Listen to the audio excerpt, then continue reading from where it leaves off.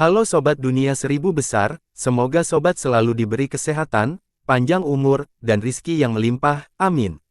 Sebelum masuk ke alur ceritanya, jangan lupa dukung channel ini ya dengan klik subscribe, like, komen, dan share, terima kasih. Mari kita lanjutkan perjalanan, Li Qiye. Orang-orang di depan pintu masuk berdesakan seperti ikan sarden. Beberapa tidak menyerah dan terus masuk. Mereka akhirnya merasa sia-sia. Di mana tempat ini? Tidak ada jalan untuk melewatinya. Salah satu dari mereka mengeluh. Kejadian itu mungkin ada di sana, tetapi tidak seorang pun dapat mengaksesnya. Yang dapat kita lakukan hanyalah menelannya begitu saja. Pakar lain menatap kecemerlangan yang datang dari dalam. Mungkin kita tidak bisa, bukan berarti orang lain tidak bisa. Aku melihat putra mahkota Skylight memimpin pasukannya ke sana, begitu pula dengan Wu Zongtian dan anak Dewa Langit. Mereka masih belum keluar, jadi ada kemungkinan mereka berhasil sampai ke Fire Domain. Itu benar. Seorang ahli yang lebih tua menambahkan, orang-orang telah mencoba memahami tempat ini selama berabad-abad. Konon, hutan batu adalah metode derivasi, hanya saja kita tidak cukup kuat untuk memahaminya. Sekte yang lebih besar dan leluhur mereka memiliki lebih banyak pengalaman, mungkin mereka telah membuat rencana kerja.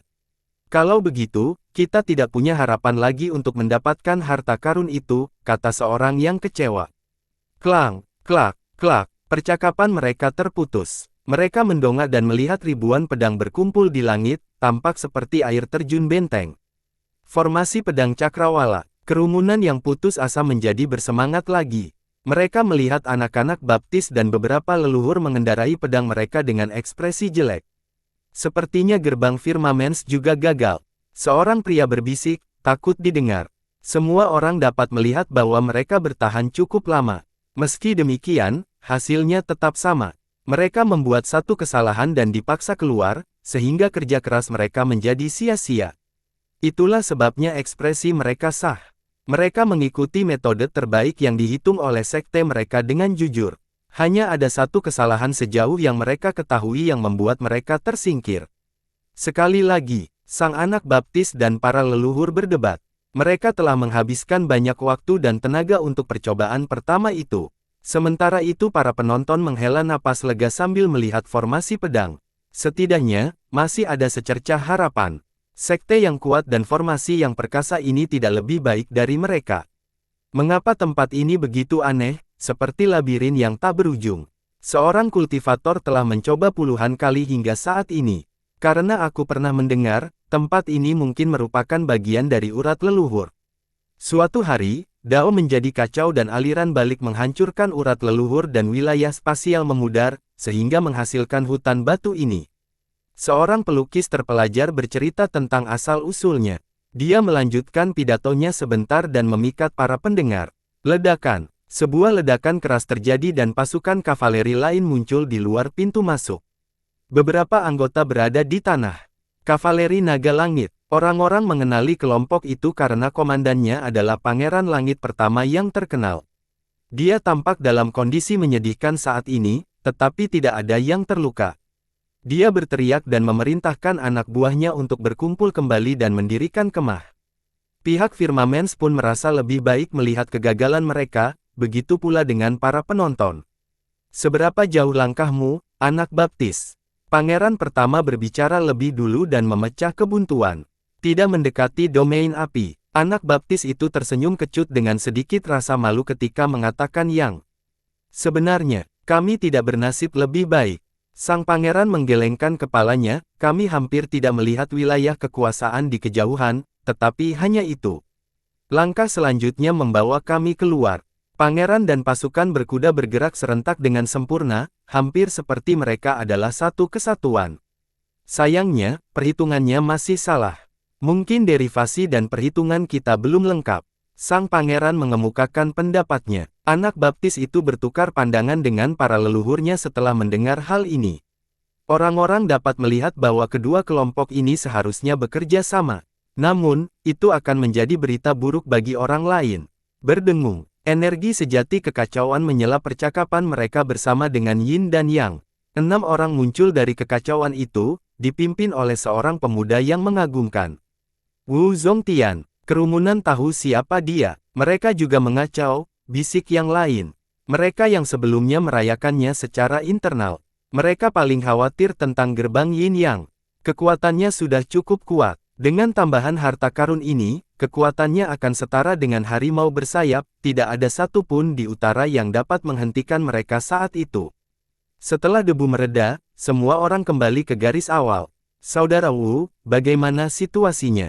Hubungan pangeran pertama dengan Wu Zongtian cukup baik untuk ditanyakan.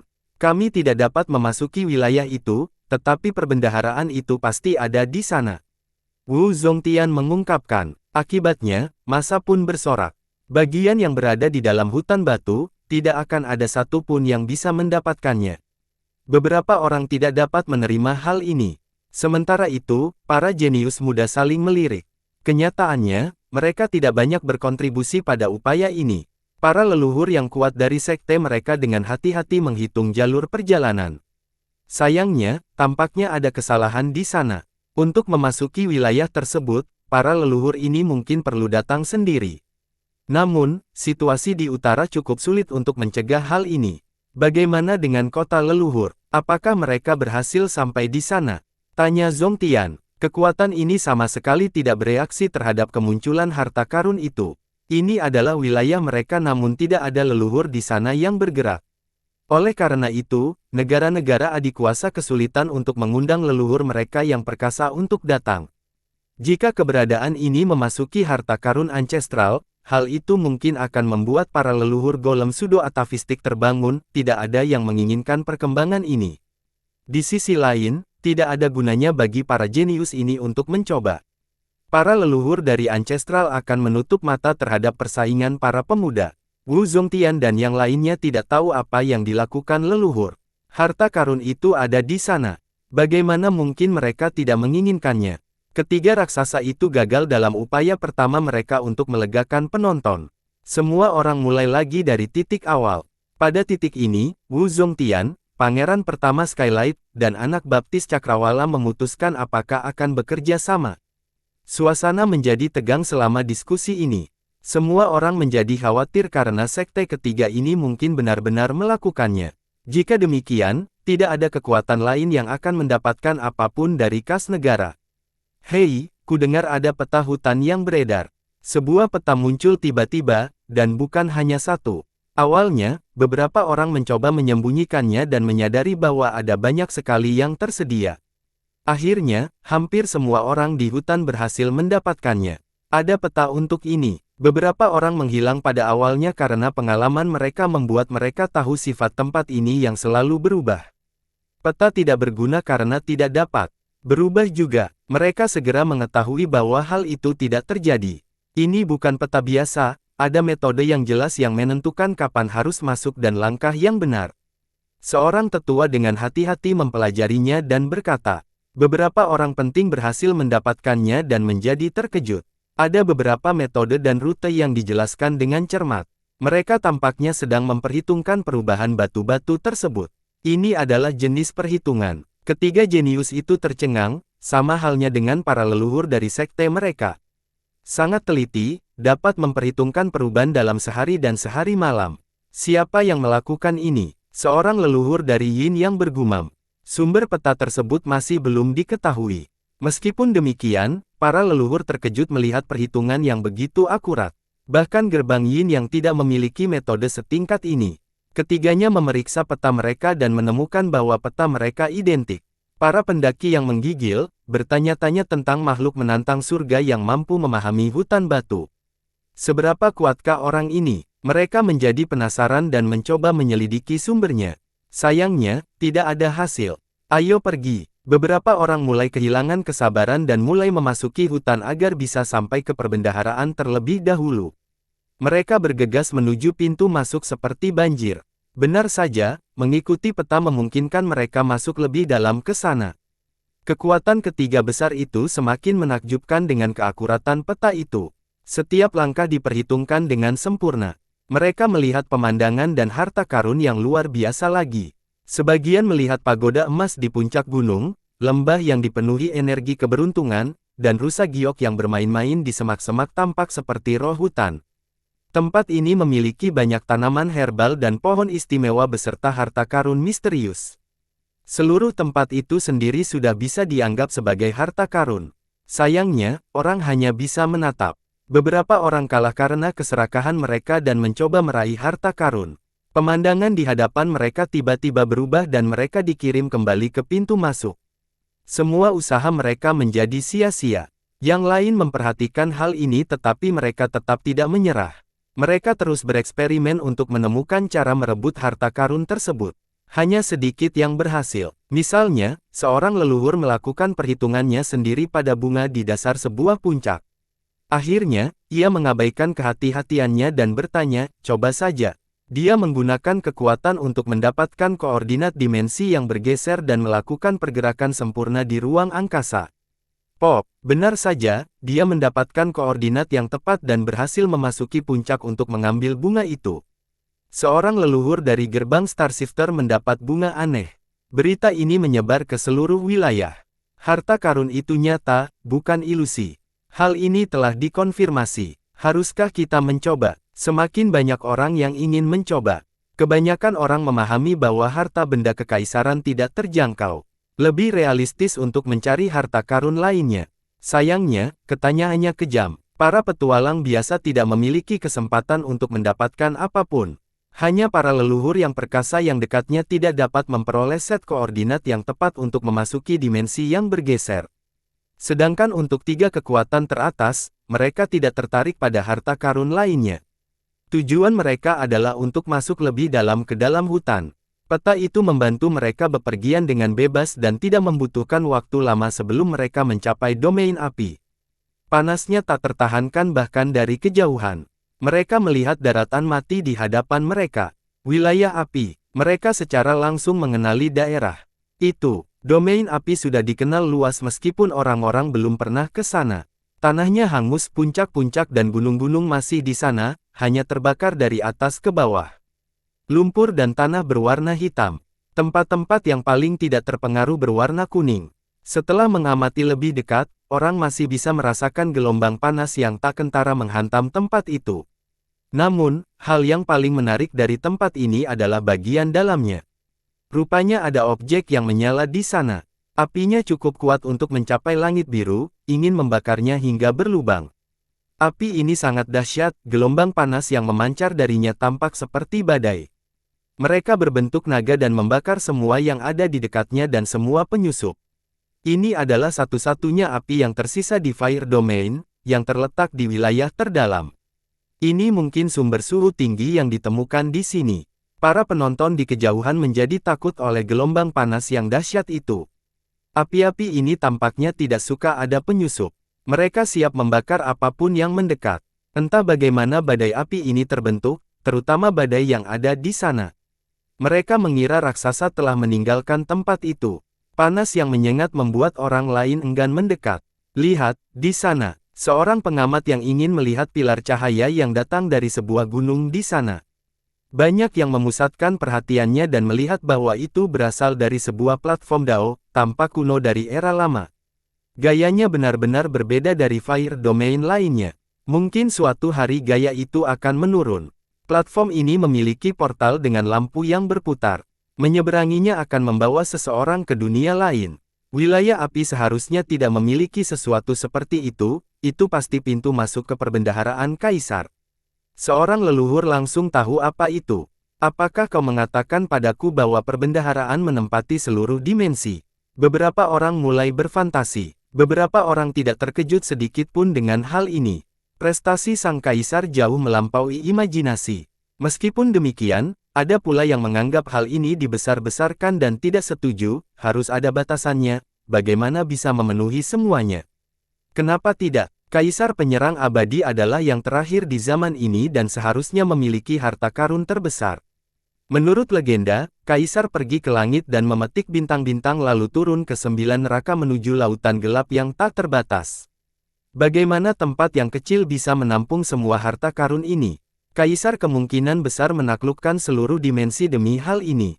Seorang ilmuwan berspekulasi, Kaisar terakhir ini mungkin benar-benar memiliki segalanya dari zamannya. Tetua lainnya berkata dengan ekspresi serius. Tentu saja, para petinggi ini telah lama menginginkan harta karun ini. Mereka telah mendengar legenda tentang kaisar ini sebelumnya. Benar, kerumunan orang meneteskan air liur membayangkan kekayaan yang terkumpul dalam satu zaman.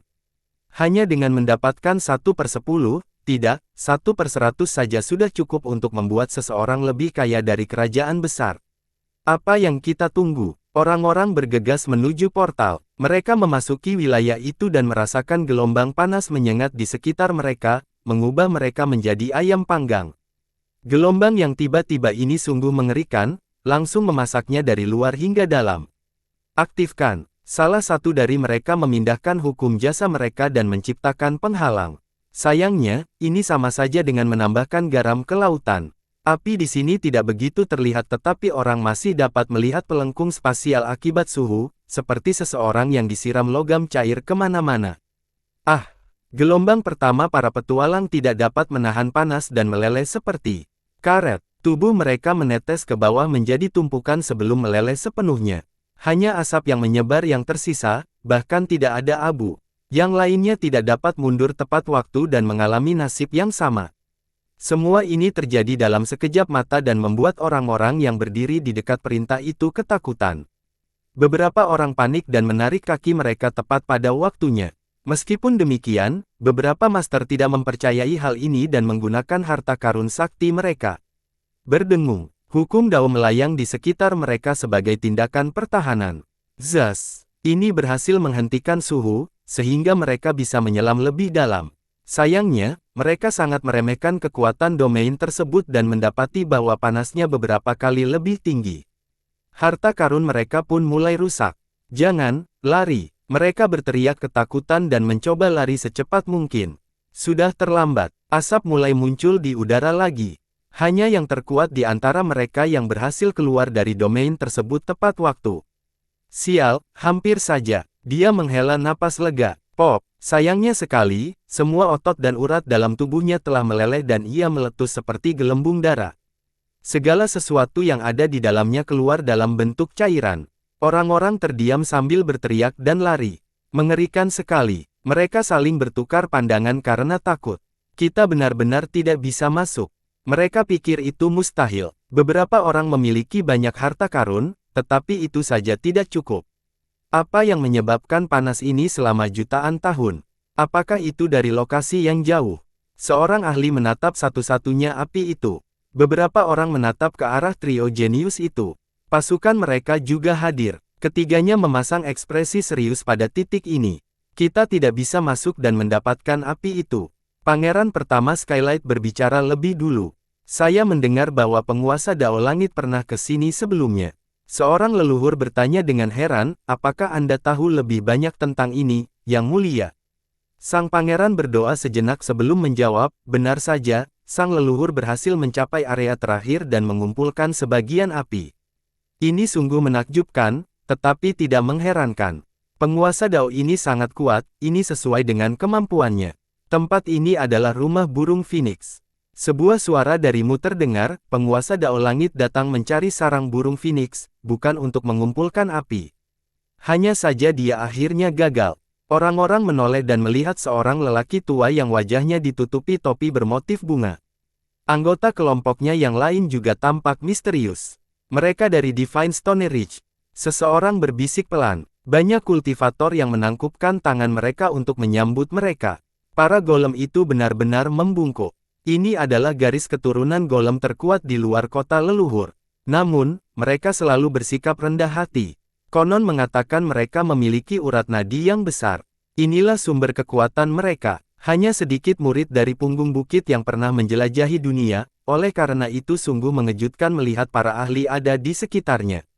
Tetua Si, Wu Zongtian menunjukkan rasa hormat kepada lelaki tua itu dengan membungkuk dan menangkupkan tinjunya.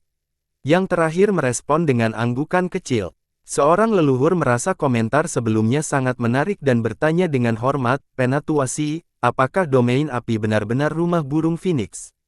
Laki-laki Anda itu menatap lebih dalam ke wilayah itu, matanya bergerak sedikit. Menurut legenda, memang ada seekor burung Phoenix di sana.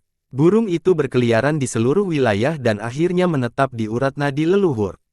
Burung itu mengumpulkan kayu suci dan sinar abadi untuk mendapatkan kelahiran. Kelahiran kembali burung Phoenix. Orang-orang menarik napas dalam-dalam. Mereka benar-benar ada. Orang-orang skeptis karena binatang suci termasuk dalam mitos seperti burung Phoenix dan naga sejati.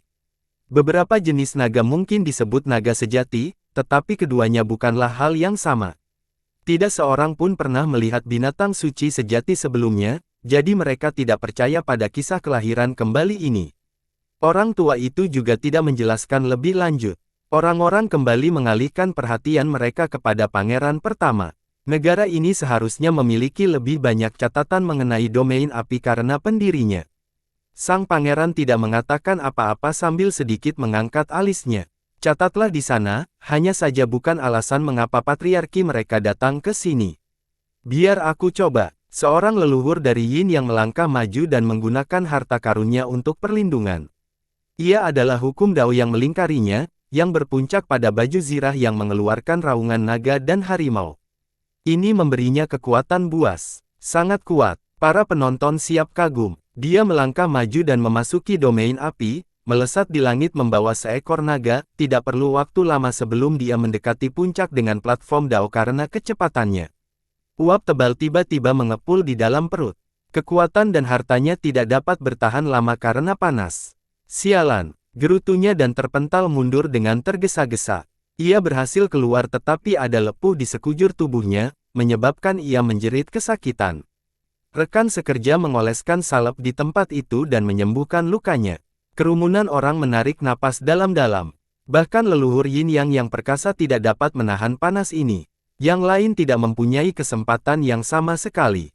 Apa yang harus kita lakukan? Ketiga jenius itu merasa hal ini tidak dapat dipatahkan. Semua orang menghabiskan begitu banyak tenaga dan waktu untuk sampai di sini, tetapi malah dihalangi oleh Fire Domain. Mereka hanya bisa menatap dan mendesah ke arah perbendaharaan kekaisaran. Orang-orang dari Divine Stone Ridge akan pergi. Seorang penonton berkata pelan, orang-orang tua dari sana memasuki wilayah itu. Mereka tidak cepat dan memilih jalur tidak langsung, tidak seperti yang lain. Yang terakhir ingin memilih jalur terpendek untuk terbang. Orang tua ini berjalan beberapa langkah ke barat lalu ke timur, orang akan mengira mereka pemabuk. Mengapa mereka baik-baik saja? Para penonton tidak mengerti mengapa kelompok ini berhasil bertahan di wilayah yang begitu lama tanpa meleleh. Apakah mereka tidak takut panas? Aneh sekali, mungkin harta karun yang istimewa. Mereka membicarakan acara tersebut. Setelah berjalan beberapa saat, orang-orang tua itu menatap panggung Dao dan menggelengkan kepala. Mereka berhenti di kaki pohon dan menggali cabang pohon yang terbakar setinggi sekitar 100 kaki. Sebuah himne abadi terdengar setelah cabang pohon muncul dari tanah, terdengar seperti burung Phoenix yang menjerit. Pohon tempat bertengger burung Phoenix yang misterius. Semua orang terkejut. Sementara semua orang masih terkejut, kelompok itu memutuskan untuk meninggalkan domain tersebut. Perbendaharaan kaisar ditujukan pada orang-orang yang ditakdirkan. Bukan kita. Salah satu dari mereka meninggalkan kalimat samar ini sebelum pergi. Orang-orang menatap mereka dengan bingung. Mereka jelas berhasil masuk ke dalam, tetapi memilih untuk tidak memasuki portal menuju perbendaharaan. Cabang itu saja sudah lebih dari cukup, gumam seseorang. Seorang kultivator cerdas memasuki wilayah itu dan meniru pola zigzag yang terlihat sebelumnya.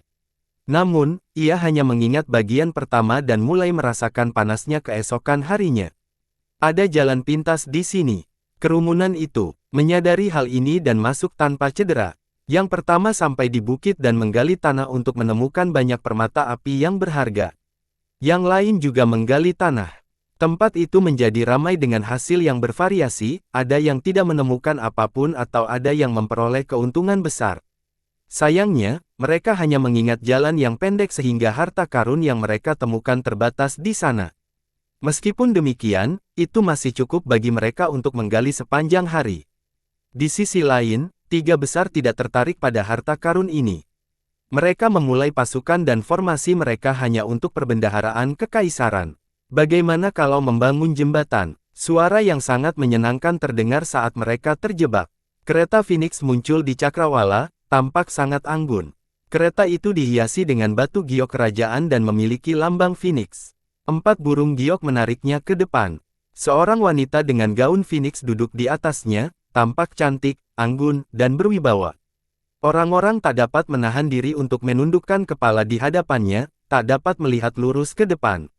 Putri Langit, banyak yang mengenalinya. Kakak, pangeran pertama segera datang menemuinya. Yang mulia, yang lain membungkuk ke arahnya. Dia menarik perhatian semua orang saat dia tiba di sini, permata Skylight, salah satu dari 3 wanita cantik di utara, dan tunangan Bai Jianchan.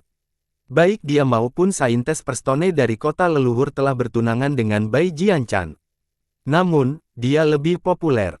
Dia juga memiliki prestasi berlatih, menjadi salah satu jenius terkuat. Dia tidak hanya dicintai di negaranya, tetapi gerbang Yin yang juga memujanya. Wu Zongtian bergegas datang juga untuk menyambutnya. Saya di sini untuk menawarkan bantuan kepada saya. Sang Puri berkata, saya telah memperoleh harta karun penguasa Dao agar dapat melewati tempat yang sulit ini. Kerumunan menjadi terguncang. Rupanya mereka mesti mendapatkan harta karun ini dengan cara apapun. Sang putri selalu memukau dengan gerakannya. Dia sangat dihargai oleh Skylight dan Yin Yang. Seorang penonton berkata pelan, coba pikirkan, pangeran pertama tidak mungkin membawa harta karun penguasa Dao ke sini, tidak seperti dia. Dia adalah penerus negara, tetapi tampaknya statusnya sebenarnya lebih rendah. Anak Dewa Langit juga terkejut. Ini bukan pertanda baik bagi sektenya karena menunjukkan tekadnya. Harta karun itu bisa dianggap ada di sakunya sekarang bersama harta karun penguasa Dao. Ditambah lagi, dia berasal dari Skylight dan akan menikah dengan Yin Yang. Wu Zongtian akan mendukungnya sepenuhnya. Aliansi ini terbentuk antara Skylight dan Yin Yang. Yang tersingkir adalah Firmamens beserta yang lainnya. Mereka tidak membutuhkan Firmamens pada titik ini, itu hanya akan menjadi satu mulut lagi yang harus berbagi kue. Saya sendiri tidak bisa berbuat banyak, saya berharap semua orang akan membantu sehingga kita bisa menyeberangi wilayah dan berbagi harta karun. Sang putri menatap kerumunan dan berkata perlahan. Matanya terutama terfokus pada Wu Zongtian dan anak baptisnya. Para pesaing dari generasi sebelumnya menyetujui metodenya. Dia memiliki kesempatan terbaik dibanding siapapun karena harta karun Dao Lord miliknya. Akan tetapi, dia tidak melakukan memonopoli perbendaharaan. Sebaliknya, ia memilih untuk mendapatkan dukungan dari Wu Zongtian dan anak baptisnya. Saat mereka sepakat, statusnya akan ditetapkan sampai batas tertentu. Sepertinya dia akan menjadi ratu di masa depan. Seorang leluhur berkomentar kepada rekan-rekannya, jika Tuan Muda Bai bisa menjadi penguasa Dao. Ya, Perstone Saintes mungkin tidak bisa bersaing dengannya, setidaknya tidak dalam hal popularitas. Seorang golem menjadi khawatir. Yin Yang sudah menjadi sekte terkuat di utara. Sekarang, dengan pernikahan aliansi ini, sekte ini akan menjadi lebih mengerikan. Kekuatan lain sesungguhnya berharap agar pertempuran ini gagal. Kedua wanita itu, di atas kertas, akan memiliki status yang sama. Namun, hal ini tidak akan terjadi lagi jika Bai Jianchan menjadi penguasa Dao. Akan ada persaingan untuk status ratu resmi. Semua orang tahu bahwa Wu Zongtian adalah tangan kanan Bai Jianchan. Dia bisa menjadi jenderal pertama di masa depan. Jadi, sang putri jelas-jelas sedang menjilatnya. Zongtian datang ke sini untuk mendapatkan harta karun dan keberhasilan apapun akan meningkatkan statusnya di Yin Yang. Jadi, dia akan mengingat kebaikannya. Jika terjadi persaingan untuk memperebutkan posisi ratu di masa mendatang, dia pasti akan memilih sang putri daripada wanita suci. Itulah mengapa para leluhur golem dari berbagai sekte menjadi khawatir setelah melihat ini. Terima kasih, Yang Mulia. Kami akan melakukan yang terbaik. Wu Zongtian tersenyum dan membungkuk ke arahnya. Sikapnya berbeda dari kesopanan yang ditunjukkan sebelumnya, hampir seperti seorang pengikut.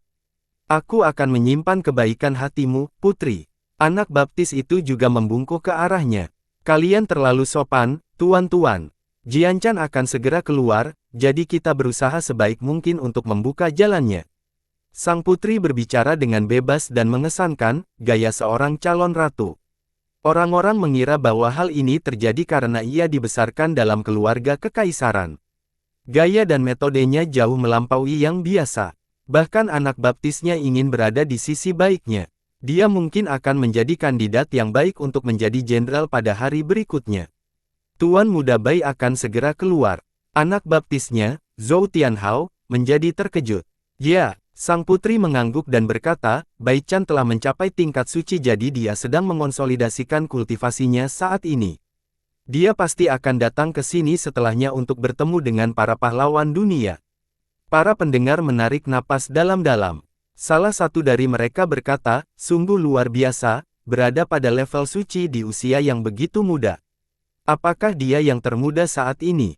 Dia sudah memasuki level itu sejak lama, tetapi tidak mengumumkannya. Seorang pakar yang lebih tua berkata, generasi masa depan akan melampaui kita. Begitu banyak orang yang mencoba seumur hidup dan tetap tidak akan mampu melakukannya. Ini menunjukkan betapa menjanjikannya masa depannya. Kerumunan mulai berbisik-bisik tentang masalah ini.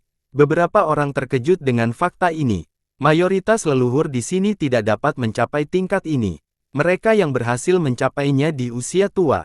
Jadi, ini merupakan indikasi masa depan Bai Jianchan yang cemerlang. Tuan Muda Bai memiliki kesempatan untuk menjadi penguasa Dao di generasi ini. Seorang ahli golem berkata dengan kagum. Bukan hanya sebuah kesempatan, bukan orang lain. Seorang ahli dari pihak ayah tidak setuju, dia pasti akan menguasai dunia saat ini. Orang-orang akhirnya mengerti mengapa Ancestral City dan Skylight memilih untuk menunangkan putri emas mereka kepadanya. Saya akan mengunjungi Tuan Muda secara pribadi setelah dia keluar. Anak baptis itu berkata dengan gembira. Dia pasti akan senang dikunjungi oleh seorang jenius sepertimu. Dia telah menguji avatar Daomu berkali-kali sebelumnya. Dia tersenyum dan mengangguk, mencoba merekrut bakat lain. Anak baptis tentu saja menikmati pujian itu, terutama jika pujian itu datang dari Bai Jianchan. Ini tetap merupakan suatu kehormatan bagi seorang jenius terkenal seperti dia. Sang putri kemudian berpindah ke pemilikan ke wilayah kekuasaan dan berkata kepada yang lainnya, tidak mudah melewati tempat ini. Saya perlu menyiapkan formasi dengan membantu semua orang. Membersihkan tempat. Aku minta maaf atas kesulitan yang akan datang. Tidak masalah, serahkan saja pada kami. Aku tidak sabar melihat formasimu yang hebat. Anak baptis itu sedang dalam suasana hati yang baik. Dia terkenal sebagai ahli dalam formasi. Oleh karena itu, banyak yang ingin melihat apa yang dia dapatkan. Ketiga jenius itu mengikuti instruksinya dan menyiapkan lapangan besar untuk formasi. Baiklah, silakan mundur. Mereka mengusir orang-orang di sekitar dan para pencari harta karun. Para pembudidaya tidak menghargai hal ini karena beberapa dari mereka masih sibuk berburu harta karun di domain api. Fire Domain bukan milikmu. Atas dasar apa tuntutan ini? Seorang pakar menyuarakan kemarahannya. Berdasarkan ini, seorang ahli dari Firmamens menyeramkan dan mengetukkan pedangnya. Masa yang marah tidak berani mengatakan apapun, tidak bijaksana untuk memusuhi raksasa-raksasa ini, terutama ketika aliansi telah terbentuk. Mereka tidak akan mampu menangani masalah besar ini. Orang banyak merasa geram karena perlakuan yang berlebihan dari Firmamens dan Skylight. Sayangnya, perbedaan kekuatan membuat mereka berdiri. Sang putri datang dan menangkupkan tinjunya sambil sedikit membungkuk, "Tuan-tuan, saya butuh bantuan kalian untuk melewati wilayah berbahaya ini." Formasi itu membutuhkan area yang luas jadi harap dipahami. Akan segera mengunjungi Skylight di masa mendatang dan kami akan menebusnya. Sikapnya tepat dan tulus, cukup untuk menenangkan masa yang marah. Tidak apa-apa, Yang Mulia. Kami akan mundur saja. Salah satu dari mereka membalas gerakan itu dan berkata dengan gembira. Kebanyakan orang tidak akan pernah memiliki kesempatan untuk berbicara dengan karakter selevelnya dalam kehidupan mereka. Selain itu, dia bisa menjadi ratu di masa depan. Lagi pula, mereka tidak datang ke sini untuk urusan perbendaharaan kekaisaran, jadi membantunya adalah hal yang baik. Ini mungkin kesempatan bagi mereka untuk memanjat cabang Skylight atau bahkan gerbang Yin Yang. Dia dengan mudah memenangkan hati mereka karena mereka mengira dia adalah orang yang masuk akal dan ramah, tidak ada orang lain yang lebih cocok menjadi ratu. Tentu saja, para petinggi masih kesal, tetapi menyinggung sekte-sekte ini adalah keputusan bodoh. Mereka tidak akan memiliki tempat tinggal di utara pada masa mendatang. Hanya sekelompok 3 orang yang mengabaikan hal ini dan terus berjalan menuju Fire Domain. Pergilah jika kamu tidak ada urusan di sini. Murid-murid dari Firmamens segera menghentikan mereka. Kenapa? Tanya orang yang memimpin. Kau lagi. Anak Dewa Langit mengenali ketiganya dan berkata dengan dingin. Pangeran pertama pun menyadari hal ini. Itu Li Qiye, yang dipuja oleh gadis naga Phoenix, kan? Seseorang bergumam. Li Qiye tidak mempedulikannya. Pandangannya terfokus pada objek yang lebih dalam di wilayah api. Mereka merasa kesal karena mengabaikannya. Dia memperlakukan mereka dengan penuh penghinaan, setidaknya menurut pendapat mereka. Saat ini, mereka punya pasukan besar di sini dan aliansi pamungkas. Orang ini masih berani bersikap sombong di depan mereka. 3 sekte kita sedang menjalankan urusan resmi, tidak apa-apa jika kalian tidak terlibat. Anak baptis itu meninggikan suaranya, tidak mampu menahan amarahnya. Ia ingin muncul beberapa kali pada pertemuan sebelumnya. Sayangnya, kehadiran gadis itu menghalanginya. Dia tidak ada di sini sekarang, jadi dia tidak perlu menahan diri terhadap Li Qiye. Dia sudah cukup baik dan tenang dengan tidak langsung menghancurkan pria itu hingga menjadi bubur. Wow, sungguh aliansi yang menakjubkan. Kingxi misterius dan menjawab menggantikan Li Qiye, bagaimana kalau domain api menjadi milikmu dan bukan kota leluhur? Orang-orang besar yang tadinya kesal menjadi tertarik sebagai penonton yang gembira. Mereka tidak ingin main-main dengan Yin yang tetapi tidak keberatan jika orang lain membuat masalah. Tentu saja, mereka yang memiliki kesan baik terhadap Putri Langit merasa bahwa kelompok Li Qiye memilih waktu yang salah dan tidak menghargai niat baiknya. Jadi, meski mereka baru saja diusir, mereka tetap memiliki haknya. Ada kelompok lain, yaitu para ahli muda yang tergila-gila pada gadis itu. Mereka tentu saja menganggap Li Qiye sebagai duri dalam daging sehingga kematiannya akan sempurna di sini. Jangan mencoba mengaduk panci dan mengubah putih menjadi hitam. Ekspresi pertama sang pangeran menjadi gelap saat dia menjawab, aku akan membiarkanmu pergi sekarang, kalau tidak. Kalau tidak, apa? Li Qiye akhirnya berhenti memandangi wilayah itu dan berkata dengan malas. Kau Li Qiye. Wu Zongtian ikut campur sebelum sang pangeran sempat menjawab. Dia menatap Li Qiye seolah-olah pria itu adalah seekor serangga. Ya, Li Qiye tersenyum dan mengangguk, membalas dengan ekspresi jijik yang sama. Kau membunuh saudara dan muridku, kejahatan yang pantas dihukum mati. Mata Wu Zongtian menjadi setajam pisau. Aura mengerikan terpancar darinya. Tidak tahu siapa yang sedang kamu bicarakan. Li Qiye menggelengkan kepalanya. Berani sekali. Para penonton, terutama mereka yang dekat dengan Yin Yang, langsung angkat bicara, beranikah kau berbicara kepada bangsawan muda Wu dengan cara seperti ini? Banyak anjing menggonggong hari ini. Li Qiye melontarkan tangannya, mengkritik, dan membuat mereka tersipu. Tuan muda, dia sedang membicarakan tentang Pangeran Wu dan pedang bulu. Kingxi tersenyum dan mengingatkan Li Qiye. Oh, kedua orang idiot itu, sepertinya senior mereka juga tidak jauh lebih baik. Saat ini saya tahu dari mana mereka mendapatkannya. Li Qiye tiba-tiba teringat dan tertawa. Haha, mereka yang tidak berani melawan Yin yang tertawa terbahak-bahak setelah mendengar ini. Mereka diam-diam memberinya acungan jempol. Dasar orang bodoh, kau pantas dicincang sampai hancur berkeping-keping. Para ahli yang berdiri di samping Wu Zongtian menoleh ke arahnya. Kamu sedang mencari kematian. Mari kita lihat apa yang bisa kau lakukan untuk mendukung kesombonganmu itu. Siapa yang akan datang dan menyelamatkanmu hari ini? Mata Zongtian penuh dengan pembunuhan. Klang, niat pedang mengumumkan daerah itu meskipun dia tidak membawa pedang. Dia harus membunuh Li Qiye atas pelanggaran terberatnya, tidak, setelah penyiksaan yang panjang. Dia ingin mendengar teriakan Li Qiye di seluruh negeri. Saudara Wu, tidak perlu menggunakan pisau jagal untuk membunuh seekor ayam. Biar kami yang mengurusnya. Pangeran pertama yang awalnya berpendidikan tinggi itu melangkah maju, juga siap untuk membunuh. Dia ingin membunuh Li Qiye sejak lama tetapi berhasil menyembunyikannya dengan baik. Pria itu membuatnya kehilangan muka di depan gadis itu, sungguh tidak bisa dimaafkan. Itulah yang ingin kukatakan. Tuan muda tidak perlu mengambil tindakan terhadap junior yang tidak penting, aku sendiri sudah cukup. Kingxi tersenyum dan berkata sebelum melangkah maju. Tidak ada pembicaraan yang membuat orang-orang sedikit bingung. Namun, beberapa orang telah melihat percakapan antara dia dan Wu Zongtian di Ancestral. Mereka mengira Kingxi mempelajari sikap gurunya ini, yang tidak peduli siapapun. Betapa bodohnya, beraninya memberontak terhadap yang mulia. Dia tidak akan lama hidup di dunia ini. Komentar seorang penonton. Gadis itu tidak ada di sini, jadi bersikaplah pintar dan menyerahlah, tidak ada yang bisa menyelamatkanmu. Anak baptis itu menatap Kingxi, menyadari bahwa dia cukup kuat setelah berhadapan dengan kekuatan di hutan.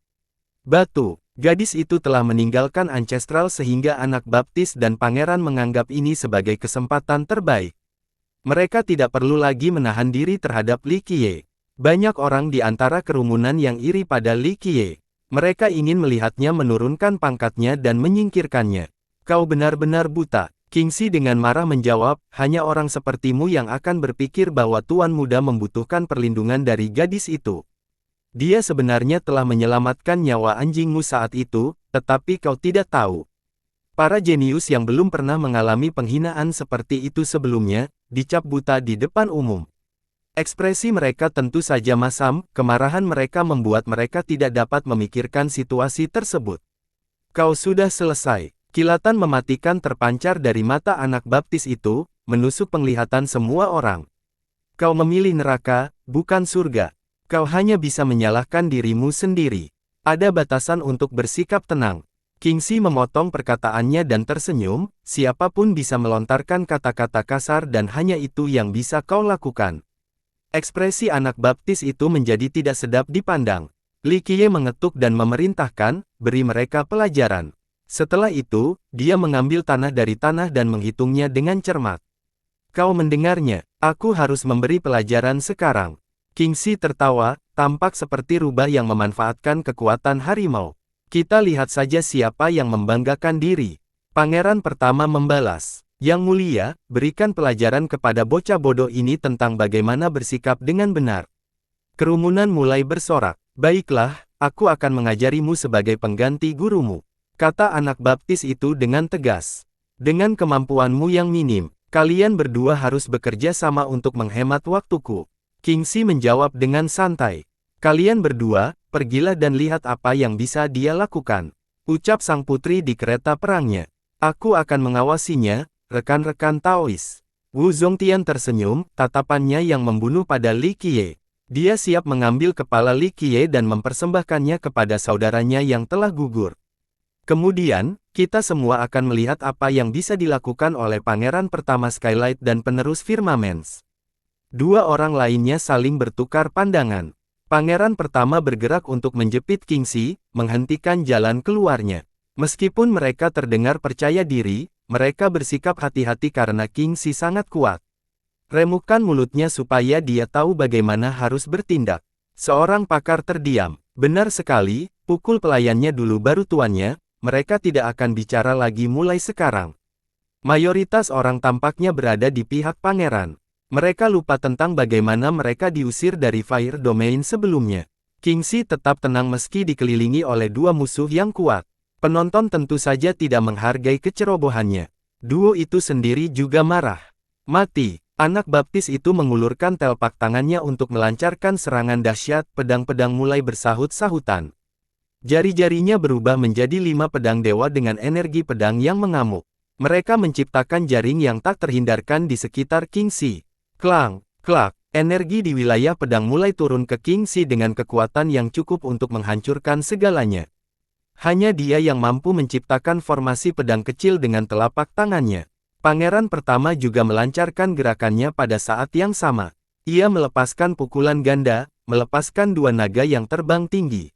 Naga-naga itu berputar bersama dan melesat maju seperti balok. Cakar mereka dapat dengan mudah mencabik apapun hingga berkeping-keping. Kombinasi pedang dan teknik naga sangat hebat. Hal ini membuat penonton terkesan. Banyak ahli di sini berpikir bahwa mereka tidak akan mampu menghentikan gerakan yang datang dari dua sisi. Tidak buruk, Kingxi mengetuk dan mengarahkan pedangnya dengan santai. Dentang, himne itu menggema di seluruh area dengan tujuan untuk menjaga stabilitas. Gambar pedang seukuran gunung menjadi kekuatan kosmik tertinggi. Ayunan santai Kingxi mengandung niat pedang yang mengepul dan kekuatan yang besar. Ia menciptakan pedang Dao dengan gerakan ringan di atas irama pedang khusus.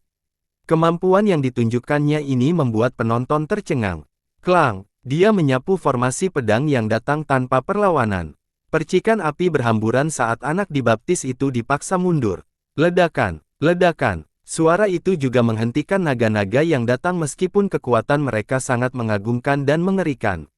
Sang pangeran terhuyung mundur beberapa langkah akibat gelombang kejut itu.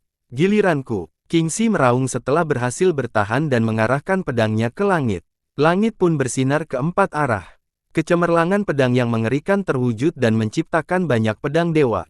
Pedang-pedang itu lebih dari cukup untuk mengubah seseorang menjadi penyaring. Teknik mengerikan ini tentu saja membuat para penonton merinding. Benar sekali, siapa dia sebenarnya? Yang lain menarik napas dalam-dalam. Itu hanya teknik biasa, bunga baja mekar. Seorang leluhur menganalisis gerakan itu bukan teknik khusus atau apapun. Kekuatan jurus ini membuat orang lain berpikir bahwa itu adalah teknik pedang yang tak tertandingi. Akan tetapi, para leluhur dapat melihat bahwa itu hanyalah jurus biasa. Banyak pengguna pedang telah berlatih dengannya sebelumnya, hasilnya hanya berbeda. Ayo pergi, pangeran dan anak baptis itu berteriak lagi, tidak terpengaruh oleh teknik pedang yang kuat. Anak baptis itu juga memanggil sejumlah dewa pedang untuk formasi lain, yang diarahkan langsung ke Kingxi tanpa menunjukkan belas kasihan. Sang pangeran tidak menunjukkan sedikit pun kelemahan, melepaskan teknik empati binatang. Seekor naga sejati terbang ke langit bersama seekor burung phoenix, harimau putih dan kura-kura hitam menghancurkan tanah dan Grendao. Gemuruh, Kingxi sendirian melawan dua orang jenius itu, menyebabkan langit menjadi gelap. Percikan api berhamburan seperti bunga-bunga yang cerah dan indah. Pertandingan ini tampaknya berimbang, tak satu pun pihak merasa diunggulkan. Seseorang selebriti ini mungkin bukan seorang junior yang tidak dikenal. Orang-orang berspekulasi setelah melihat penguasa pedang Kingxi. Dia menjadi lebih bersemangat saat pertarungan berlangsung. Tentu saja, mereka tidak akan bertarung habis-habisan, tetapi mampu melawan dua orang jenius pada saat yang sama merupakan indikasi kemampuannya. Sebagian besar orang pasti sudah mati. Menjadi jelas bahwa dia jauh lebih kuat daripada sang pangeran dan anak baptis. Tidak heran mengapa dia begitu sombong. Dia bisa membuktikannya. Seorang penonton berkata, mengubah pikirannya tentang sikap Kingxi sebelumnya. Kesombongan diterima pada saat diperlukan. Tuan, mengapa Anda menyembunyikan prestasi hukum sekte Anda? Sepertinya Anda tidak ingin membubuhkan tanda pada latar belakang Anda. Sang putri yang telah diawasi sepanjang waktu berbicara. Para pendengar pun memahaminya. Kenyataannya, para petualang yang lebih lemah tidak memiliki ide. Mereka hanya menganggap tekniknya sangat mengesankan. Di sisi lain, sang putri mungkin lebih kuat daripada banyak leluhur yang hadir meskipun usianya masih muda. Oleh karena itu, ia segera menyadari petunjuknya. Itulah mengapa dia terus menggunakan jurus-jurus umum dan teknik pedang. Beberapa leluhur juga menyadari hal ini. Dia tidak menggunakan jurus aslinya. Beberapa petualang menarik napas dalam-dalam. Pria itu sudah cukup kuat sekarang. Pangeran dan anak baptisnya akan baik-baik saja jika dia menggunakan teknik aslinya. Aku akan menggunakan apapun yang aku mau. Kingxi tertawa dan tidak menjawab. Kita lihat saja berapa lama kau bisa terus begini. Wu Zongtian mengerutkan kening dan segera melancarkan tindakannya. Sebuah pedang yang membelah udara, langsung memisahkan segalanya. Tebasan mematikan ini ditujukan langsung ke leher Kingxi. Kecepatan dan tiba-tibanya membuat Kingxi tidak bisa menghindar. 7 kali lipat tepi. Sosok hebat dari generasi terakhir menyatakan nama teknik tersebut. Kingxi melakukan gerakan langka untuk menghindari bilah pisau yang hanya beberapa inci dari lehernya. Ia menggantikan satu dimensi demi dimensi seperti kupu-kupu yang menari, seekor elang, dan seekor naga. Transformasi langkah demi langkahnya membuat para penonton pusing. Mereka tidak dapat mengetahui di mana dia berada setelah beberapa saat. Akan tetapi, usaha Zongtian tidak berhenti di situ. Tebasan itu langsung dibagi menjadi 7 tebasan dan terus mengejar Kingxi. Tebasan-tebasan ini dapat membunuh para dewa dan iblis. Masing-masing memiliki aura darah. Gerakan Kingxi yang lincah dan tak tertandingi tidak cukup untuk menghindari tebasan. Pemotongan tampaknya tak terelakkan. Dia sudah selesai, teriak seorang pakar. Kingxi menusukkan pedangnya 7 kali sebagai respons, menyebabkan bintang-bintang berjatuhan dan menstabilkan kosmos. Momentum agung dari teknik ini mengandung kedalaman yang luar biasa. 7 tetes itu langsung terhenti oleh cahaya langit yang jatuh. Klang, Kingxi terhuyung mundur setelah tangkisan yang berhasil. Pengubah kosmik, Wu Zongtian mengenali teknik itu dan menghentikan serangan. Dia menatap tajam ke arah Kingxi. Bukankah ini seni pedang tertinggi untuk golem? Seorang guru mengejutkanmu. Seni leluhur, tepatnya. Seorang leluhur menambahkan, seni ini berasal dari kota leluhur dan ditujukan kepada para golem. Banyak sekte golem yang memiliki teknik ini. Keterlibatan Wu Zongtian memaksa Kingxi untuk menggunakan teknik nyata. Bukan hanya itu, tari kupu-kupu juga. Sang putri menatap Kingxi dan berkata, penguasaan yang luar biasa. Visinya cukup kuat untuk mengenali teknik gerakan juga. Tarian kupu-kupu. Mereka yang tahu menarik napas dalam-dalam, seperti para leluhur. Bagaimana, leluhur? Seorang junior bertanya dengan rasa ingin tahu. Itulah jurus rahasia dari leluhur, jurus ini tidak diturunkan kepada orang luar. Hanya sedikit yang bisa mengolahnya. Leluhur itu menjelaskan. Kerumunan orang menjadi terkejut dan menatap Kingxi. Ini berarti Kingxi jelas berasal dari kota leluhur. Leluhur sebanding dengan Yin Yang dan Skylight, raksasa negeri ini. Jika Kingxi adalah murid di sana dan bergaul dengan Li Qiye. Kingxi memiliki ekspresi tenang meskipun menjadi pusat perhatian. Bagaimana leluhur dan Yin Yang punya perjanjian pernikahan? Mengapa murid leluhur melawan Yin Yang sekarang? Seseorang berkata pelan. Banyak yang bertanya-tanya. Secara teori, pengikut kedua sekte ini seharusnya tidak memiliki konflik. Bahkan secara kebetulan, itu hanya pertengkaran kecil. Dalam kasus ini, mereka dapat melihat permusuhan yang jelas dengan Kingxi. Dia sengaja ingin memusuhi Yin Yang. Terlebih lagi, dia terlalu kuat untuk menjadi murid biasa dari leluhur dan seharusnya memiliki status tinggi di sana. Hal ini membuat orang bertanya-tanya. Khususnya bagi petinggi, yang menilai pernikahan ini tampaknya tidak berjalan baik. Mungkin masalahnya lebih besar daripada yang kita duga. Beberapa leluhur yang berpengetahuan berdiskusi di antara mereka sendiri. Siapa dia di kota leluhur? Orang-orang berspekulasi mengenai para jenius teratas di kota leluhur, ingin memasang Kingxi dengan salah satunya. Sang putri menatap Kingxi dan berkata dengan tenang, aku tahu bahwa hanya ada beberapa murid di Ancestral yang telah melatih Cosmic Shifter hingga ke tingkat ini. Adapun tari kupu-kupu, yang lebih langka lagi, hanya naga dan burung phoenix. Sekarang, untuk menguasainya, sejauh yang aku tahu, hanya satu orang. Ekspresi Wu Zongtian juga menjadi serius, matanya menatap ke dalam. Jika aku tidak salah, kau adalah Persone Saintes. Akhirnya dia menyimpulkan, tampaknya tidak terkejut. Apa? Wanita suci batu mutiara. Semua orang menatap Kingxi dengan tak percaya. Bagaimana orang itu bisa menjadi orang suci?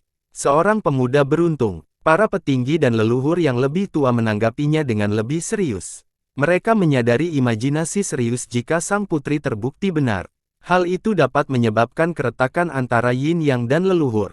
Pangeran pertama dari Skylight and Firmament's Godchild juga terkejut. Kingxi, ini dan wanita suci itu sangat berbeda. Namun, mereka berpikir bahwa hal ini masuk akal karena siapa lagi di antara generasi muda yang dapat mengalahkan mereka berdua. Siapa lagi yang dapat menguasai keterampilan ini? Aku tidak percaya. Jawabannya tampak jelas namun masih ada yang ragu karena Saintes Persone adalah salah satu dari 3 wanita cantik dari utara. Kingxi di depan mereka tampak biasa saja. Orang-orang selalu memuji visi dan pengetahuan Putri Cahaya Langit, sepertinya aku telah mengalaminya hari ini. Kingxi tersenyum, tidak terganggu. Kau terlalu baik, Suster Si. Sang putri membungkuk sedikit seperti seorang putri bangsawan. Orang-orang tidak bisa tidak menyukainya. Berdengung, Kingxi menjadi cemerlang dan bunga-bunga berjatuhan, fenomena visual yang mirip dengan kedatangan peri. Teratai juga mekar di bawah kakinya, menghasilkan bunga lautan. Aroma harum menggoda pikiran saat Kingxi berubah menjadi wanita cantik jelita. Dia tinggi dan kurus, sekitar 1 kepala lebih tinggi dari Putri Langit. Rambutnya yang hitam legam tampak seperti air terjun. Sosoknya menyerupai patung giok yang sempurna. Kakinya yang panjang menonjolkan tubuhnya yang tinggi, membuat orang-orang menoleh ke atas. Meskipun demikian, hal ini tidak mengurangi pesona dan pesonanya. Wajahnya yang oval memiliki garis-garis yang sempurna dan lekuk tubuh yang alami. Secara keseluruhan, fitur-fiturnya tidak ada bandingannya. Tak disangsikan lagi kalau kecantikannya lebih unggul dari Putri Langit. Sangat cantik. Orang-orang menatap dengan heran. Mereka kagum setelah melihat Putri Langit, tetapi wanita suci itu membawanya ke tingkat berikutnya. Identitasnya menjadi jelas saat itu karena orang-orang mengenalinya, Persone Saintes. Mereka tidak berani menyebutkan gelarnya dengan keras karena takut dia akan diganggu. Kingxi memang seorang wanita suci.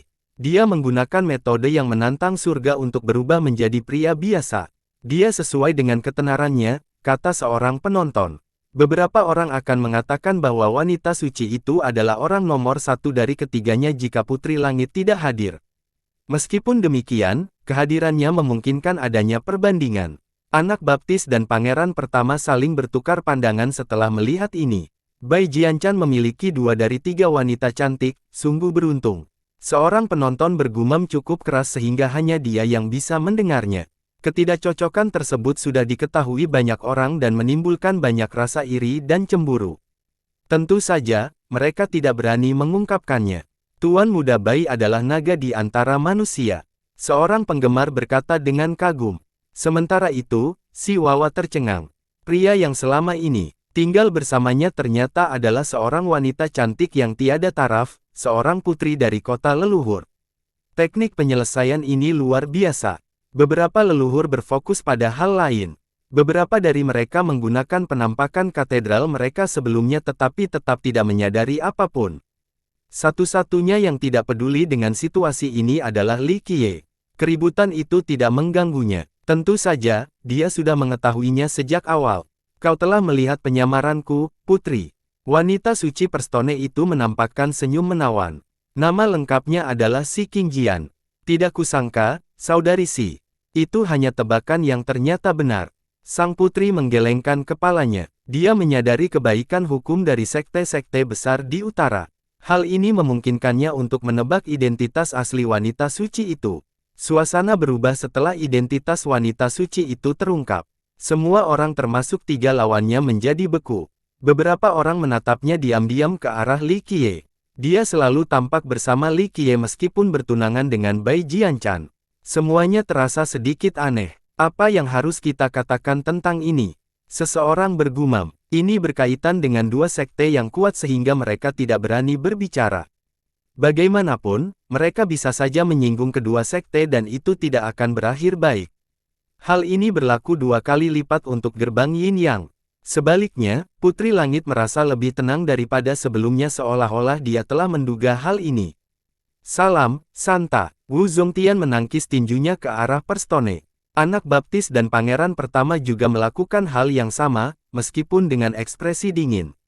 Kedua belah pihak tidak bisa bertarung lagi. Zongtian adalah tangan kanan Bai Chan sehingga dia tidak bisa melawan tunangan bosnya. Sedangkan 2 orang lainnya, situasinya tidak memungkinkan, apalagi bisa saja mereka kalah. Mereka memiliki leluhur sebagai pendukung mereka saat ini, tetapi ini adalah wilayah leluhur. Merekalah yang benar-benar bertanggung jawab. Kakashi, karena kamu sudah di sini, mengapa kita tidak bekerja sama dalam urusan perbendaharaan? Sang putri mengabaikan pertengkaran sebelumnya dan memberikan undangan. Orang-orang mengira bahwa hatinya sangat murahan. Persekutuan di antara mereka tidak dapat dihindari di masa mendatang, tetapi sang putri masih mengundang wanita suci itu. Banyak yang mengira bahwa mereka tidak akan bermurah hati. Tidak, tuan muda yang akan memutuskan. Sang Santa tersenyum dan menggelengkan kepalanya. Sikapnya mengejutkan banyak orang. Sebelumnya, dia menyamar saat berjalan-jalan dengan Li Qiye. Semuanya berubah saat dia mengungkapkan identitasnya. Meski demikian, hubungan mereka tampak nyata. Jika wanita suci itu memiliki hubungan dengan pria lain, ini akan berdampak buruk pada dirinya dan leluhur. Namun, dia tampaknya tidak keberatan sama sekali dan bahkan masih memanggil Li Qiye dengan sebutan, Tuan Muda, siap untuk mematuhi perintahnya. Anak baptis dan pangeran pertama tentu saja tidak menyukai komentar ini sehingga mereka mengerutkan kening. Pertama, pria itu memiliki gadis naga Phoenix sebagai pendukungnya.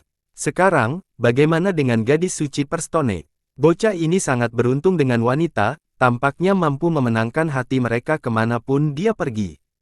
Tatapan Wu Zongtian pada Li Qiye semakin tajam, sehingga ia pun berniat membunuhnya. Dulu, ini hanya masalah dendam pribadi. Sekarang, ini menjadi lebih dari itu. Orang ini akan menjadi ancaman bagi Bai Jianchan jadi dia harus menyingkirkannya. Di sisi lain, sang putri menatap Li Qiye, matanya sedikit bergeser. Dia menundukkan kepalanya, tampak sedang berpikir. Mengapa wanita suci begitu mengaguminya? Kau melihat sesuatu. Para pengikut wanita suci itu yang iri tidak dapat menahan emosi mereka. Benar, apa yang menarik darinya? Kata orang lain yang tidak menyukai Li Qiye. Wanita suci itu sebetulnya bisa dibilang sebagai wanita tercantik nomor satu di antara tiga sejoli terkenal itu, tetapi dia tetap memperlakukan Li Qiye dengan cara yang istimewa. Baiklah, mungkin dia mampu dan kuat, dia masih tidak bisa dibandingkan dengan Bai Jianchan. Yang lain menambahkan dengan bingung. Menurut mereka, Li Qiye mungkin sebenarnya seorang jenius yang menyembunyikan kemampuannya. Meski begitu, tidak ada yang bisa mengalahkan Bai Jianchan, kesayangan surga sejati di utara. Baiklah, sang putri juga menarik undangan kepada Li Qiye sambil tersenyum, jika temanmu ingin ikut, kita bisa pergi bersama dan memberikan sebagian dari harta karun itu juga. Para pendengar tidak dapat mempercayainya dan semakin terkesan dengan gayanya. Wanita hebat seperti dia pantas mendapatkan seseorang seperti Tuan Muda Bai. Komentar seorang pakar, siapapun pasti akan menggunakan kesempatan ini untuk mengkritik Prstone Saintes karena memiliki hubungan yang diungkapkan dengan pria lain. Ini adalah cara terbaik untuk menghancurkan reputasi lawannya. Sang putri tidak melakukan hal yang sama dan bahkan menunjukkan kebaikan terhadap Li Qiye. Saintes Prstone hanya tersenyum dan berdiri diam menunggu Li Qiye menjawab. Li Qiye melepaskan tanah dari tangannya dan menepuk-nepuk kedua telapak tangannya. Dia berdiri dan melebarkan tubuhnya sebelum menjawab, kalian semua terlalu memikirkan masalah harta karun ini. Kelompok pangeran menjadi waspada setelah mendengar ini. Kau punya ide lain, bangsawan muda. Sang putri tetap tenang. Gayanya ini tentu saja membuat orang lain ingin mengikutinya. Tidak tahu, hanya harta karun ini yang berada di luar jangkauanmu. Kembalilah dari tempat asalmu karena hari sudah malam. Mandilah lalu tidur. Li Qiye tampak nyaman setelah meregangkan badannya dan berkata dengan malas. Tanggapannya dianggap arogan dan tidak sopan. Konyol. Yang lain menjadi marah pada sang putri karena dia telah memenangkan hati mereka. Sangat tidak tahu berterima kasih dan benci. Seorang yang misterius. Para jenius muda menganggap hal ini lebih dapat diterima. Anak baptis itu membalas dengan tatapan tajam, "Hei, apa yang ingin kau katakan? Yang mulia bermurah hati namun Anda ingin memonopoli harta karun itu. Ketahuilah posisimu." Lalu kenapa? Li Qiye menggelengkan kepalanya, ketidakadilan itu bukan untuk kelompokmu, lupakan saja dan pergilah. Kamu seharusnya dulu berpikir apakah kamu memiliki kemampuan untuk mengambil harta karun itu. Kamu sendiri tidak punya kesempatan untuk mendapatkannya, berhentilah bermimpi. Pangeran pertama menimpali. Benar sekali, ketahuilah posisimu. Sebagian penonton berteriak. Pada titik ini, aliansi Yin Yang, Skylight, dan Firmamens memegang kendali penuh. Belum lagi memonopoli perbendaharaan, hanya mendapatkan bagian saja sudah sulit. Bersiap, Li Qiye tersenyum tipis saat menatap keduanya. Bersambung,